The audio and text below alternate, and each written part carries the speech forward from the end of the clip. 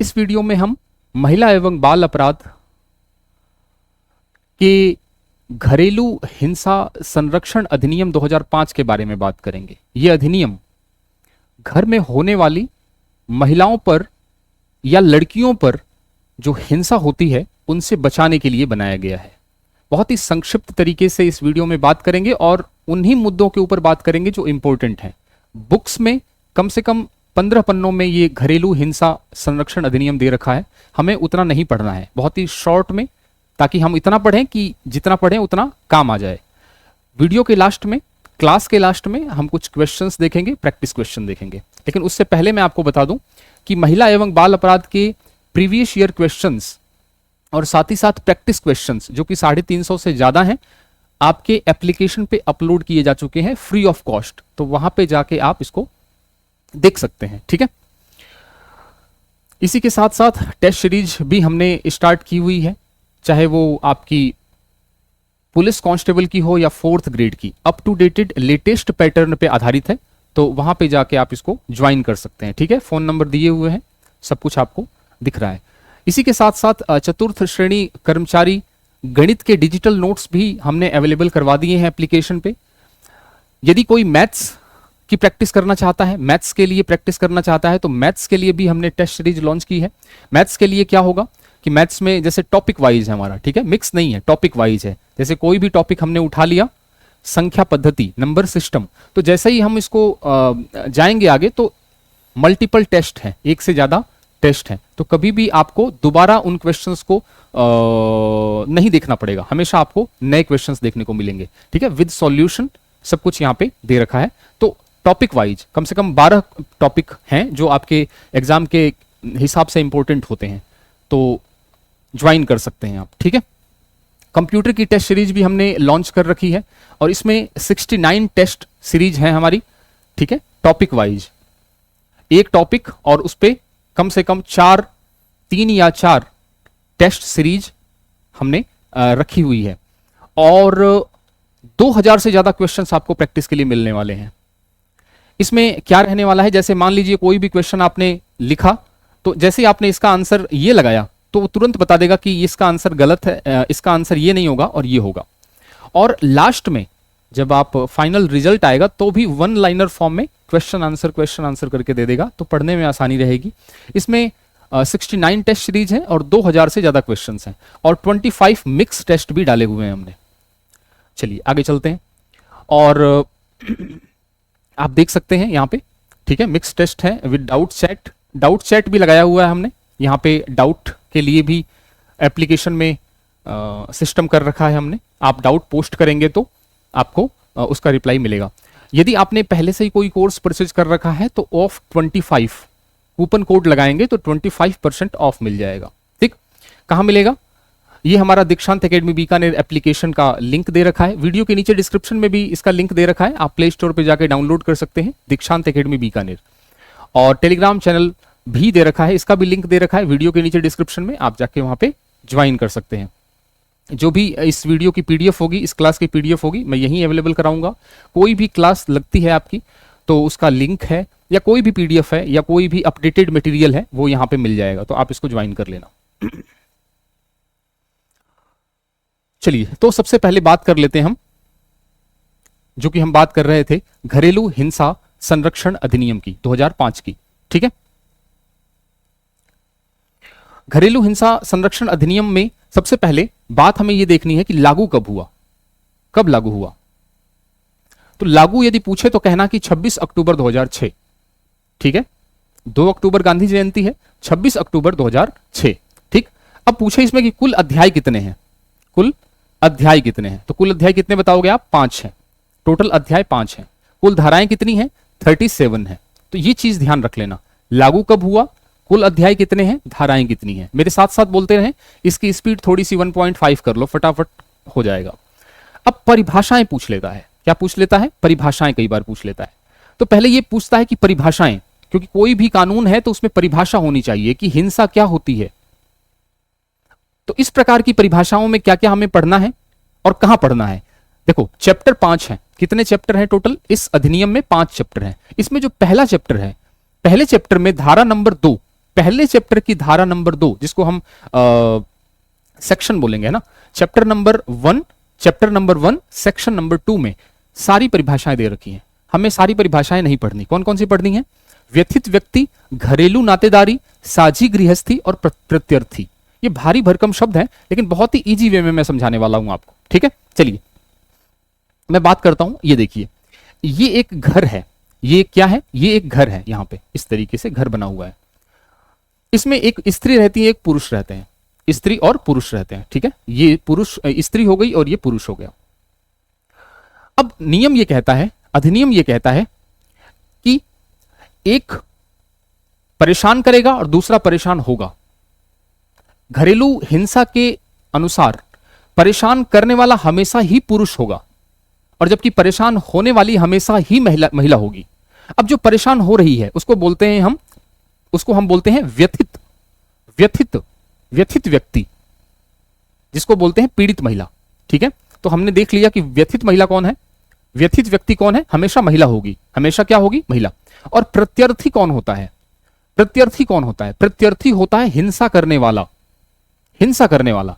तो हमेशा ही प्रत्यर्थी पुरुष होगा। इस बात का ध्यान रखना, कभी भी महिला नहीं हो सकती हिंसा करने वाली। इस अधिनियम के अकॉर्डिंग हमेशा पुरुष प्रत्यर्थी होगा जो हिंसा करेगा। और किस पे करेगा? जो लड़की होगी, जो औरत होगी, उसको हम व्यथित व्यक्ति कहते हैं, वो हमेशा लेडी होगी। अब स्त्री और पुरुष हैं, ठीक है, एक छत के नीचे रहते हैं। इनके बीच में क्या संबंध होना चाहिए? स्त्री और पुरुष के बीच में क्या संबंध होना चाहिए इस अधिनियम के अकॉर्डिंग? कि ये संबंध होगा तो ये इनको सजा मिलेगी, इस अधिनियम के अंतर्गत ये आ जाएंगे। तो 3 प्रकार के संबंध बताए हैं। इन संबंधों को बताया है घरेलू नातेदारी, यानी स्त्री और पुरुष के बीच में घरेलू नातेदारी होनी चाहिए।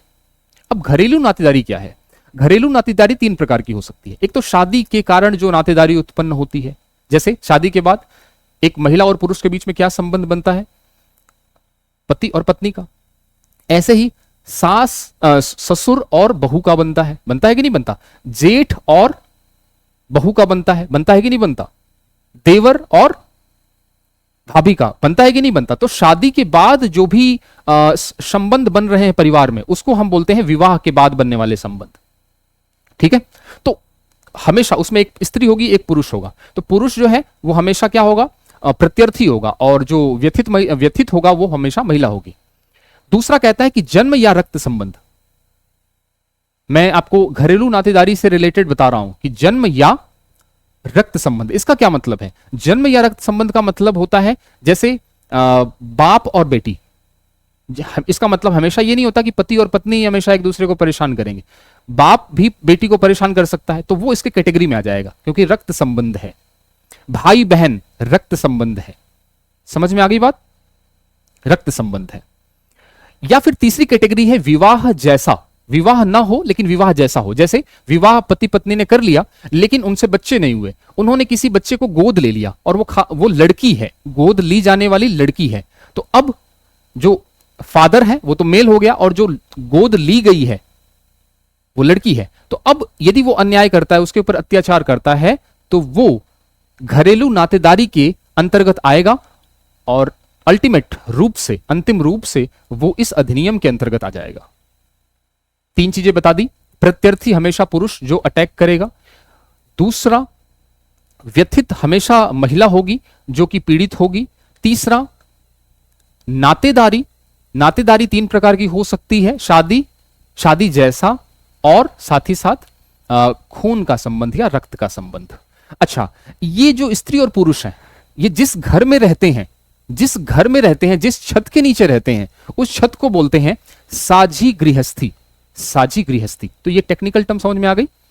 अच्छा, जो अब ये पूछ लेता है कि व्यथित व्यक्ति जो है, मान लीजिए व्यथित व्यक्ति की परिभाषा किस धारा में दे रखी है, इस अधिनियम के किस धारा में दे रखी है, क्वेश्चन पूछ लिया। तो आपको ध्यान रखना है कि परिभाषाएं तो सारी किस चैप्टर में दे रखी है? 1 नंबर में। चैप्टर तो 1 है, धारा कौन सी है? 2 में भी कौन सी? व्यथित व्यक्ति की परिभाषा ए में दे रखी है। नातेदारी की F से दे रखी है, 2F में।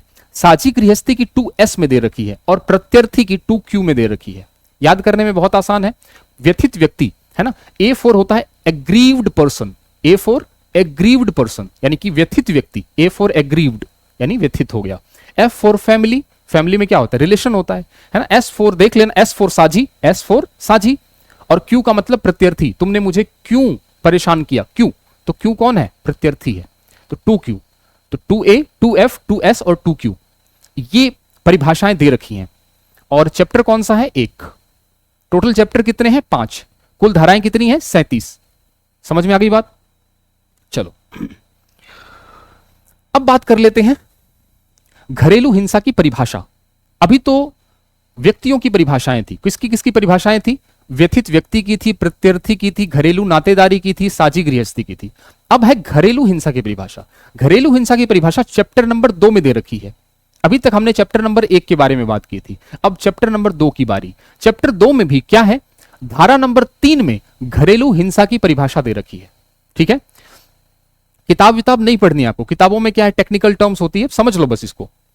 अब जैसे मान लीजिए इसमें क्या बता रखा है कि एक प्रत्यर्थी होगा, प्रत्यर्थी यानी हिंसा करने वाला हमेशा पुरुष होगा, और व्यथित महिला, दो चीजें तो होंगी ही होंगी, और उनके बीच में एक क्या होगी, नातेदारी होगी और साझी गृहस्थी होगी। ये तो हो गया, समझ में आ गया, इतना तो होगा उस अधिनियम के अंतर्गत।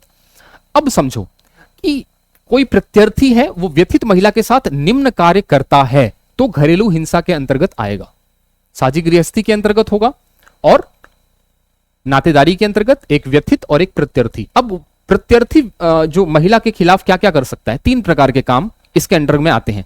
एक तो होता है शोषण, एब्यूज करना उसको।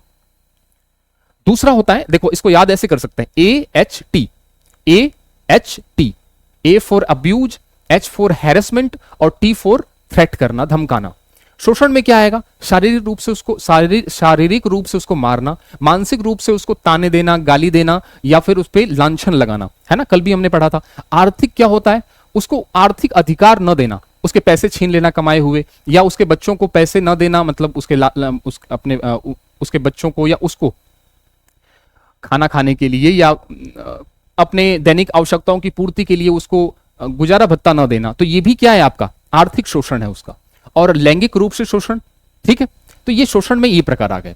उत्पीड़न क्या होता है, शोषण और उत्पीड़न में फर्क होता है, ध्यान रख लेना। उत्पीड़न होता है 2 प्रकार से।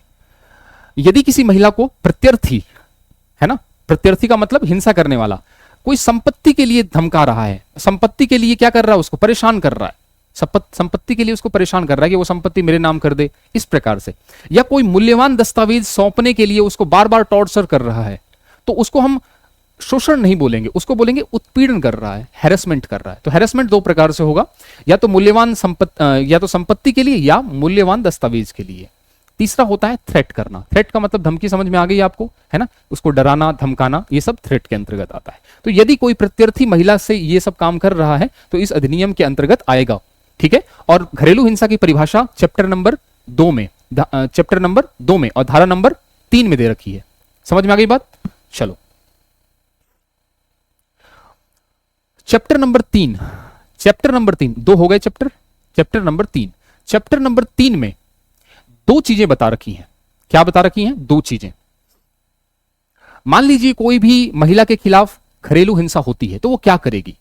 ठीक है, तो चैप्टर नंबर 3 में एक अधिकारी की व्यवस्था की गई है, और उस अधिकारी का नाम है संरक्षण अधिकारी। क्या नाम है उसका, संरक्षण अधिकारी। इंग्लिश में इसको बोलते हैं प्रोटेक्शन ऑफिसर, PO। यह संरक्षण अधिकारी महिला की बात सुनेगा और महिला की बात को मजिस्ट्रेट तक पहुंचाएगा। तो ये महिला और मजिस्ट्रेट के बीच में कड़ी की तरह काम करता है। तो मजिस्ट्रेट तक पहुंच होगी और महिला को न्याय दिलवाने में मदद करेगा। समझ में आ गई बात। दूसरा, इसकी नियुक्ति कौन करेगा, इसकी नियुक्ति राज्य सरकार करेगी। इसकी नियुक्ति राज्य सरकार करने वाली है। ठीक है, और इसकी नियुक्ति धारा 8 में, चैप्टर नंबर 3 और धारा नंबर 8 में इसकी नियुक्ति का प्रावधान है कि राज्य सरकार प्रोटेक्शन ऑफिसर को नियुक्त करेगी। तो धारा भी देख लेना, चैप्टर देख लेना। ठीक है, अच्छा, इसकी पात्रता क्या होगी, यह सरकारी व्यक्ति हो सकता है या गैर शासकीय या प्राइवेट हो सकता है, लेकिन इसको उस क्षेत्र में, महिलाओं के क्षेत्र में 3 साल का अनुभव होना चाहिए। महिला क्षेत्र जो उत्पीड़न है या महिलाओं से रिलेटेड जो भी मुद्दे हैं उसको 3 साल का अनुभव होना चाहिए, तो यह पात्र होगा। अच्छा, प्राथमिकता किसको मिलेगी? प्राथमिकता मिलेगी किसी महिला को। जरूरी नहीं है कि हमेशा ही महिला को बनाया जाएगा प्रोटेक्शन ऑफिसर, लेकिन महिला और पुरुष की योग्यता बराबर है तो प्राथमिकता हम महिला को देंगे। समझ में आ गया? तो धारा चैप्टर नंबर 3 में धारा नंबर 8 में संरक्षण अधिकारी की नियुक्ति का प्रावधान है। राज्य सरकार करेगी और 3 साल का अनुभव होना चाहिए। मजिस्ट्रेट तक इसकी पहुंच होती है, महिला को न्याय दिलाने का काम करता है। एक और तरीका हो सकता है, महिला के ऊपर घरेलू अत्याचार हो रहा है तो एक और काम हो सकता है, वो जाके किसी संस्था को रिपोर्ट करे, और वो संस्था क्या होगी? उस संस्था का नाम होगा सेवा प्रदाता। ठीक है, या तो किसी अधिकारी के पास जाके वो रिपोर्ट कर सकती है, ठीक है, या फिर किसी संस्था के पास जाके, संस्था का मतलब उसको बोलते हैं सेवा प्रदाता संस्था, सर्विस प्रोवाइडर, नाम से ही पता चल रहा है, सर्विस देने वाली, सेवा देने वाली संस्था। अब ये सेवा देने वाली संस्था क्या है? सेवा देने वाली संस्था ये है कि मान लीजिए किसी महिला के खिलाफ अत्याचार होता है तो वो महिला जब वहां पहुंचेगी तो उसकी स्थिति तो ठीक रहेगी नहीं, तो उसको हॉस्पिटल में भर्ती करवाना, उसके ट्रीटमेंट करवाना, ये सारी सेवाओं का होता है। या फिर उसको घर में खतरा है तो उसको कहीं और किसी और जगह संरक्षण स्थल पे उसको क्वार्टर दिलवाना और उसको वहां पे बसाना, बेसिकली रहने देना, तो ये भी व्यवस्था करनी पड़ती है। तो उसके आवास की व्यवस्था, उसके चिकित्सा की व्यवस्था, ये कौन करता है? सर्विस प्रोवाइडर करता है। ठीक है, इसलिए इसको सेवा प्रदाता कहते हैं, वो संस्था का नाम है। ये भी राज्य सरकार द्वारा नियुक्त की जाती है और धारा 10 के अंतर्गत इसकी नियुक्ति होती है। यानी धारा 10 चैप्टर नंबर 3 धारा नंबर 10 के अंतर्गत यह प्रावधान है कि राज्य सरकार क्या करेगी?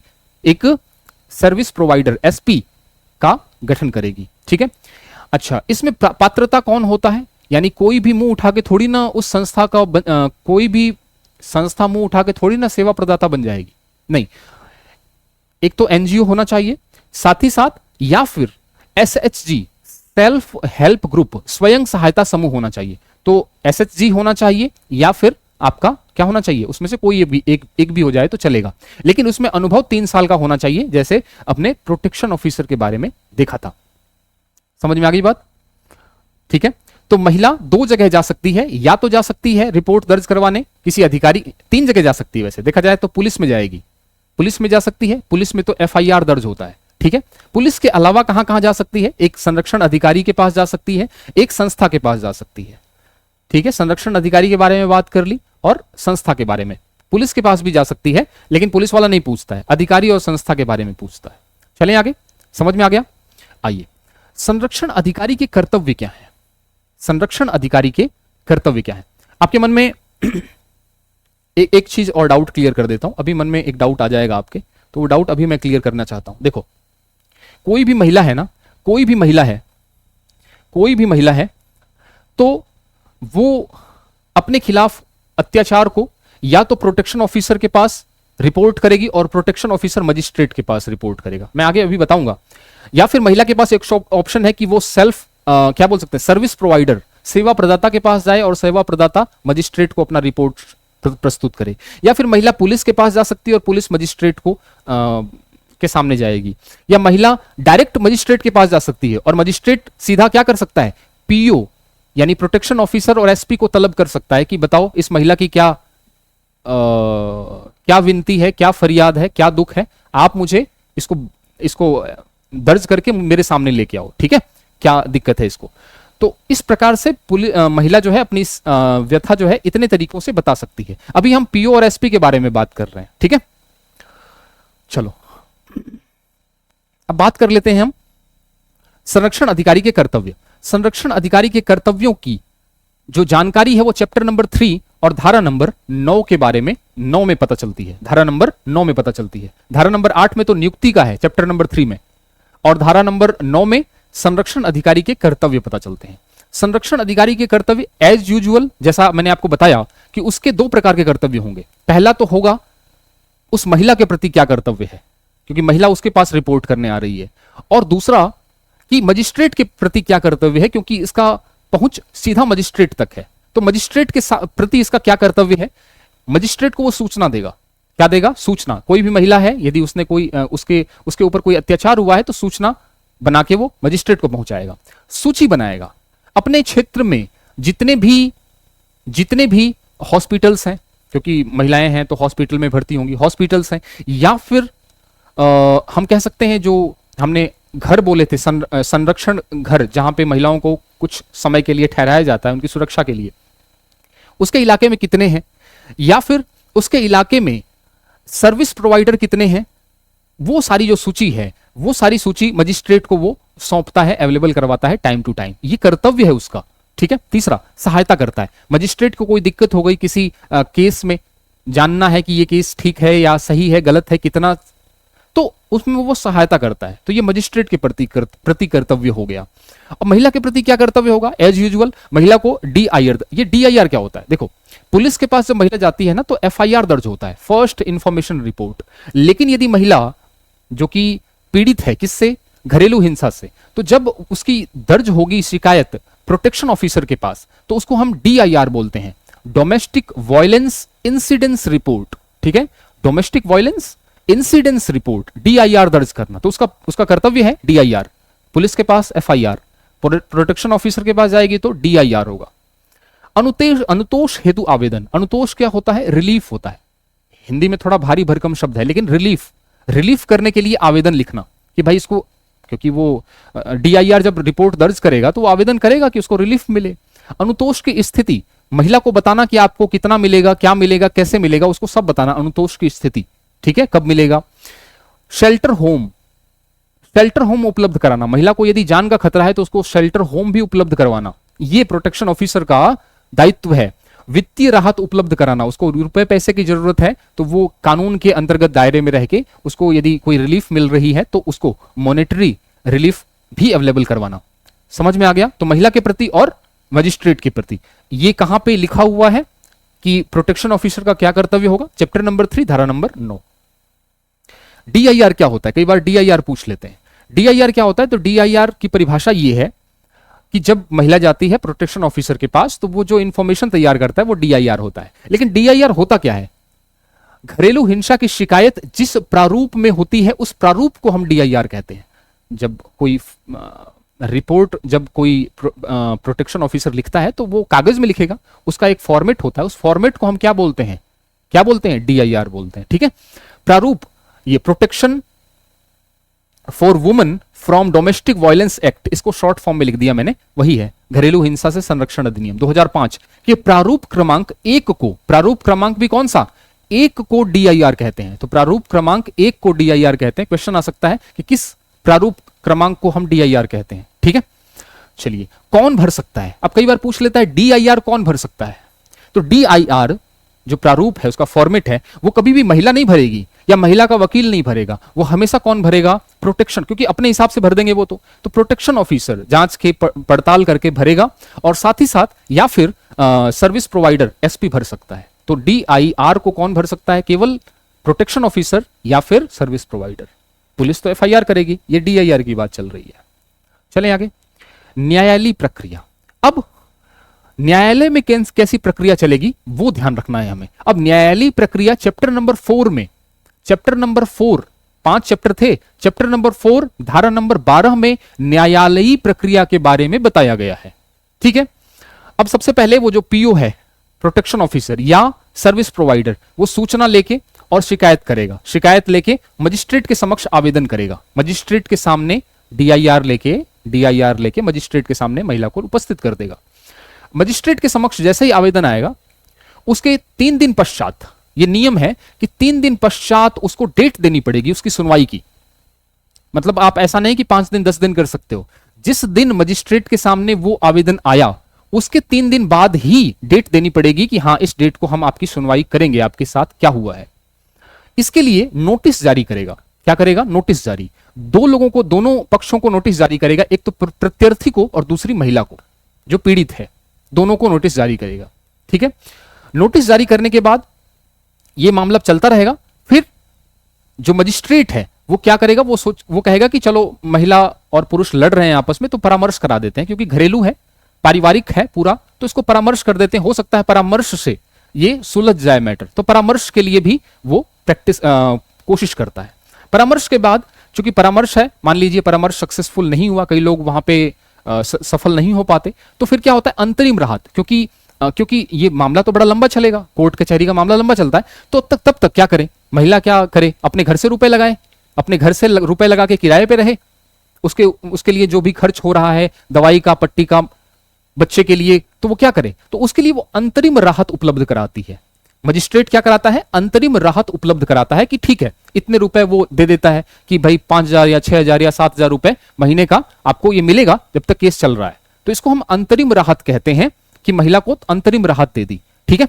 महिला को ही मिलेगी, पुरुष को नहीं मिलेगा, ठीक है। और पुरुष कौन देगा, पुरुष अपनी जेब से देगा महिला को।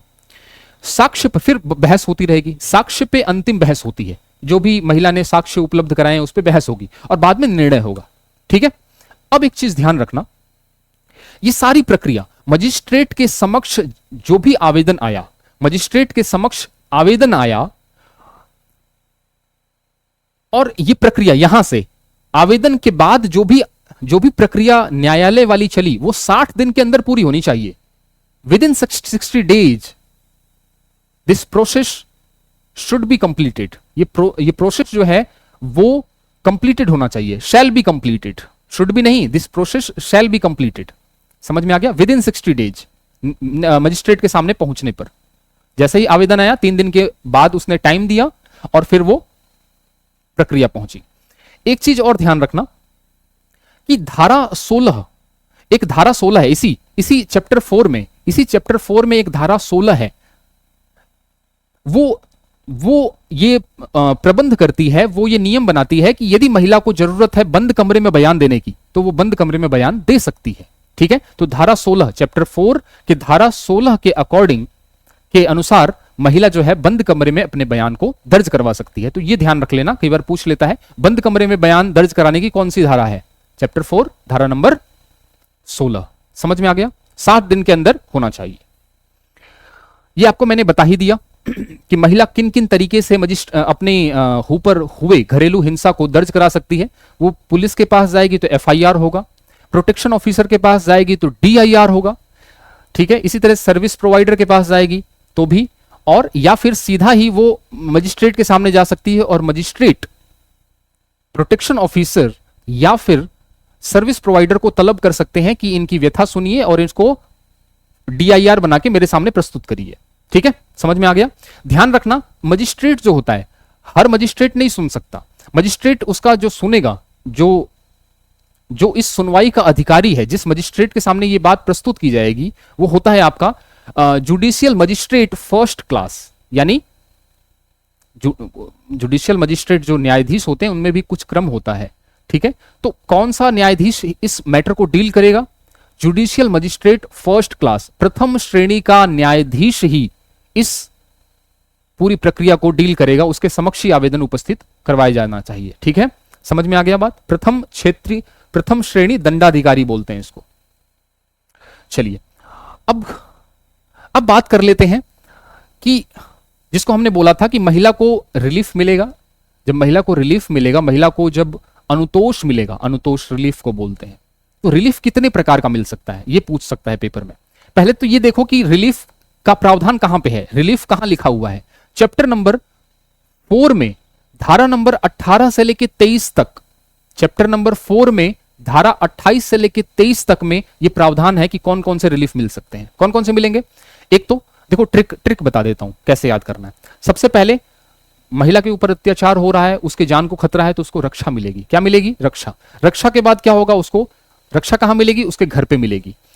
उसके बाद उसको कुछ रुपए मिलेंगे, धन मिलेंगे। धन आया तो उसकी सुरक्षा, धन की सुरक्षा करने के लिए अभिरक्षा हो जाएगी, कस्टडी। उसके बाद क्षतिपूर्ति, उसका जो भी नुकसान हुआ उसको क्षतिपूर्ति मिलेगी। और लास्ट में क्या होगा, उसको राहत मिल जाएगी। तो ये 6 प्रकार के ही रिलीफ महिला को मिल सकते हैं, इतने ही मिलते हैं, ठीक है। कौन सी धारा के अंतर्गत, कहां कहां, 18 से 23, ठीक है, चैप्टर नंबर 4। अब रक्षा का मतलब होता है संरक्षण, राहत, उसकी रक्षा करना, उसकी रक्षा के लिए राहत जो भी न्यायाधीश कर सकता है वो देगा उसको। ये धारा नंबर 28, चैप्टर नंबर 4 धारा नंबर 28 में जिक्र है इसका। अच्छा, इस धारा के अंतर्गत जो जुडिशियल मजिस्ट्रेट है, जो दंडाधिकारी है प्रथम श्रेणी का, वो उस प्रत्यर्थी को तत्काल हिंसा रोकने के लिए आदेश पारित कर सकता है। तत्काल हिंसा रोकने का आदेश, तुरंत प्रभाव से इस पे हिंसा नहीं होनी चाहिए। और उस आदेश को हम क्या बोलते हैं? Stop violence order. क्या बोलते हैं? Stop violence order. तो इस बात का ध्यान रखना कि जो संरक्षण राहत होता है, जो संरक्षण राहत होता है उसको हम क्या बोलते हैं? स्टॉप वायलेंस ऑर्डर कहते हैं। समझ में आ गया? दूसरा, हमने बोला कि रक्षा कहां मिलेगी? उसको निवास पे मिलेगी, तो उसको निवास की राहत भी मिलती है। या तो महिला उसी घर में रहना चाहेगी, या फिर वो कहेगी कि नहीं, मुझे जान का खतरा है, मुझे दूसरी जगह रहना है, तो निवास के लिए जैसा भी उपयुक्त होगा। यदि किराए पे रहना चाहे तो प्रत्यर्थी उसका भुगतान करेगा उस रुपए का, और उसके घर में रहना चाहे तो स्टॉप वायलेंस ऑर्डर वाला तो ऑर्डर पास ही हुआ है। तो निवास राहत ये धारा नंबर 19 के अंतर्गत जिक्र है। धन, उसको धनीय अनुतोष देना। धनीय अनुतोष का मतलब है हिंसा के कारण जो भी उसका खर्च हुआ है, यदि उसको चोट लगी है, उसको दवाई का या उसको हॉस्पिटल का जो भी बिल है, तो वो धनीय अनुतोष होगा। अनुतोष का मतलब रिलीफ है, कंफ्यूज नहीं होना। और ये 20 नंबर में जिक्र है इसका। अभिरक्षा, कस्टडी। अभिरक्षा को क्या बोलते हैं? कस्टडी। यदि उसके पास कोई लड़का है, बच्चा है, तो उसको भी रिलीफ मिलेगी, है ना, उसका भी खर्चा मिल सकता है, उसको मिलेगा, उसका भी जो भी उसके खाने पीने का है या रहने का है, कपड़े का, वो सारा मेंटेनेंस प्रत्यर्थी वहन करेगा। तो ये भी राहत उपलब्ध करवा सकता है मजिस्ट्रेट।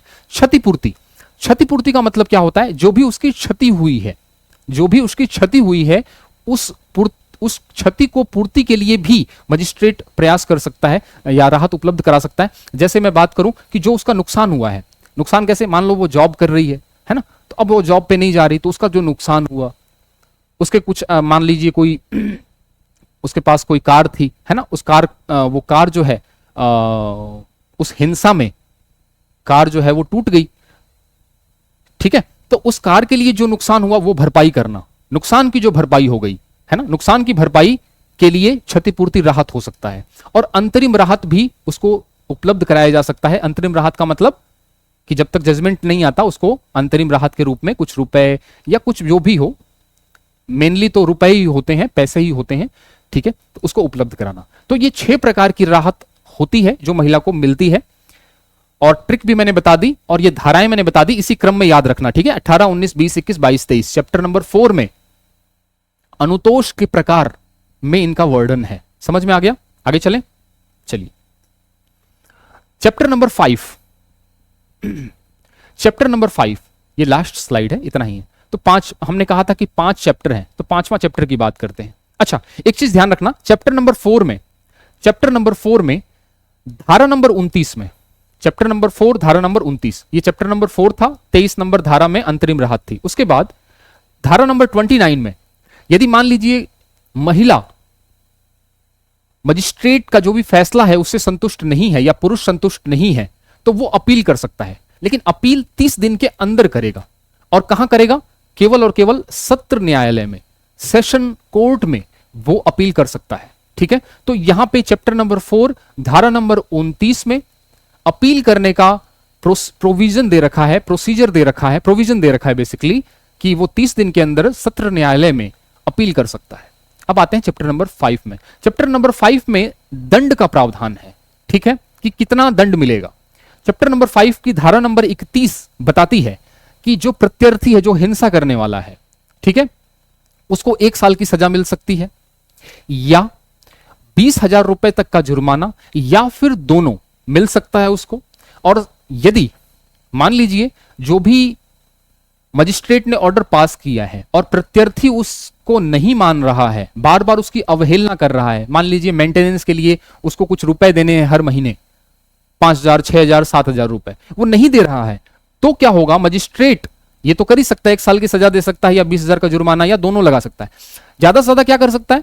498 जो कि दहेज का केस बनता है, 498A दहेज का केस, तो दहेज के केस के अंतर्गत पुलिस को कह सकता है कि इसमें आईपीसी की धारा दर्ज करो, इसके ऊपर इसके ऊपर ये केस लगाओ 498 का, 8A का।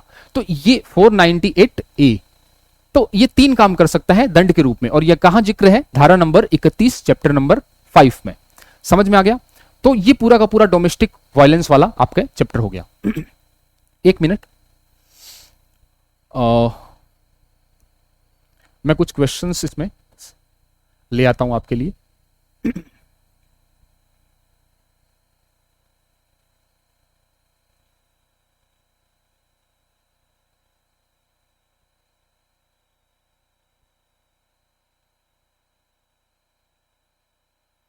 ये कुछ क्वेश्चंस हैं, आप करिए इसको। पहला क्वेश्चन, घरेलू हिंसा से महिलाओं का संरक्षण अधिनियम के तहत निम्न में से क्या घरेलू हिंसा है? घरेलू हिंसा कौन सी है बताइए? भावनात्मक, आर्थिक, शारीरिक शोषण, अभी सब कुछ बताया था उपरोक्त सभी। ठीक है, आगे चलें। घरेलू हिंसा से महिलाओं का संरक्षण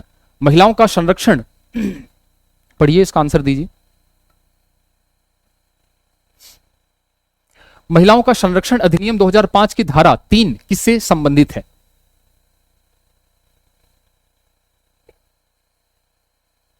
ठीक है, तो जो धारा 3 है उसमें घरेलू हिंसा का परिभाषा दे रखा है। घरेलू हिंसा की क्या दे रखी है? परिभाषा, कि घरेलू हिंसा की परिभाषा क्या है। घरेलू हिंसा से महिला संरक्षण अधिनियम 2005 की धारा 31 के अनुसार प्रतिवादी द्वारा सुरक्षा आदेश के उल्लंघन के लिए निर्धारित कारावास की अधिकतम अवधि क्या है? कितनी अवधि के लिए जेल भेज सकता है? 1 वर्ष, अभी बताया था। चलिए आगे। घरेलू हिंसा से महिलाओं का संरक्षण अधिनियम 2005 की धारा 29 के तहत अपील दायर करने के लिए निर्धारित समयावधि कितनी है?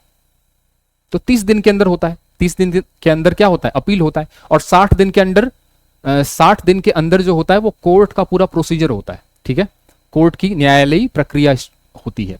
घरेलू हिंसा से महिलाओं का संरक्षण अधिनियम 2005 कब लागू हुआ? स्टार्टिंग में ही बताया था, है ना, 26 अक्टूबर 2006 को। घरेलू हिंसा की परिभाषा में क्या शामिल है बताइए? यही शारीरिक, यौन, मौखिक, भावनात्मक, आर्थिक हिंसा। चलें आगे।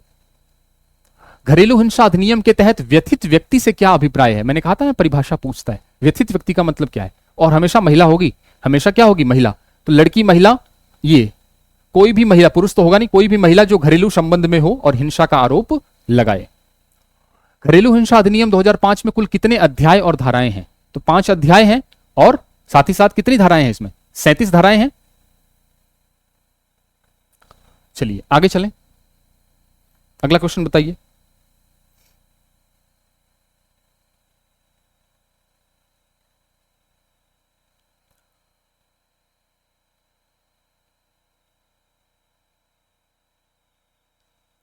घरेलू हिंसा अधिनियम के तहत संरक्षण अधिकारी के कर्तव्यों को अधिनियमित करने की धारा किसमें? धारा 9 में। ठीक है, धारा 9 में इसका प्रावधान किया गया है, आपको बताया था मैंने।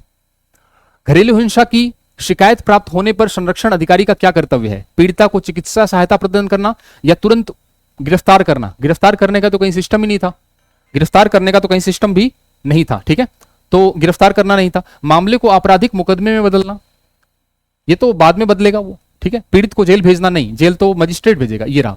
पीड़ित को चिकित्सा सहायता प्रबंध उपलब्ध कराना। हमने कहा था जो आपके प्रोटेक्शन ऑफिसर है उसके 2 प्रकार के कर्तव्य होते हैं, मजिस्ट्रेट के प्रति और महिला के प्रति। वहां पे कहीं भी दंड नहीं था, कहीं भी जेल नहीं थी, वहां पे सिर्फ था कि महिला को चिकित्सा सहायता या मॉनेटरी रिलीफ उपलब्ध कराना। घरेलू हिंसा अधिनियम के तहत साझा घर का क्या मतलब है? क्या मतलब है? वह घर जहां महिला और पुरुष साथ रहते हैं और संयुक्त परिवार है। घरेलू हिंसा अधिनियम के तहत मजिस्ट्रेट कितने दिनों के भीतर आवेदन का निपटारा करने का प्रयास करता है? अभी बताया था 60 दिन के अंदर, विद इन 60 डेज। और आर्थिक हिंसा में क्या शामिल है? केवल शारीरिक चोट, जबरन पैसे, ये तो आर्थिक हो गया। ये आपका भावनात्मक हो गया, यौन शोषण। क्या होगा इसमें? क्या शामिल है आर्थिक हिंसा में? तो आर्थिक हिंसा में तो यही है। इसके बाद बात करते हैं घरेलू हिंसा अधिनियम के तहत कौन सा आदेश मजिस्ट्रेट द्वारा जारी किया जा सकता है? संरक्षण, निवास, चिकित्सा, सब कुछ। ट्रिक बताई थी मैंने आपको। घरेलू हिंसा अधिनियम के तहत संरक्षण आदेश के उल्लंघन करने पर क्या हो सकता है? क्या हो सकता है? जुर्माना हो सकता है, चेतावनी हो सकती, कोई सजा नहीं। क्या हो सकता है बताओ?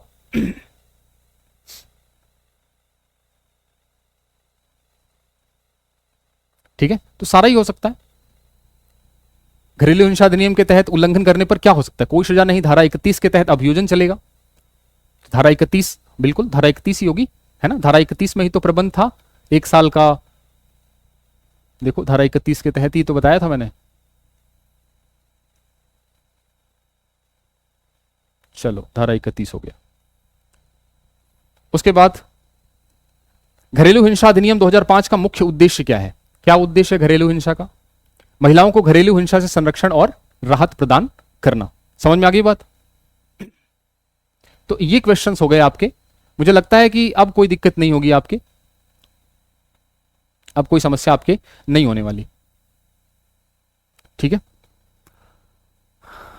किताबों में बहुत 30, 25, 26 पन्नों में पूरा बिखेर रखा है, क्या पढ़ना है क्या छोड़ना है। मुझे लगता है अब आपको समझ में आ गया, घरेलू हिंसा खत्म हो गई, आपको बहुत आसानी से चीज़ें समझ में आ गई। जब भी वीडियो देखा करें तो 1.5 की स्पीड से 1.5 की स्पीड से देखें ताकि मामला आसान रहे। और ये जो बाल अपराध और महिला एवं बाल अपराध का जो पोर्शन है उसमें बिल्कुल आप निश्चित रहें, सारा सिलेबस मैं करवाऊंगा आपके लिए, ठीक है। चलिए, तो वीडियो कैसा लगा आप इसको लाइक करना, कमेंट करना, बताना मुझे। और यदि कोई क्वेश्चन है, क्वेरी है तो आप पूछें मुझे, इसका मैं आंसर दूंगा। और मिलते हैं अगली वीडियो में, तब तक के लिए इसकी पीडीएफ मैं टेलीग्राम चैनल पे अवेलेबल करा दूंगा। मिलते हैं अगली वीडियो में नई अधिनियम, नई धाराओं के साथ, तब तक के लिए थैंक यू सो मच।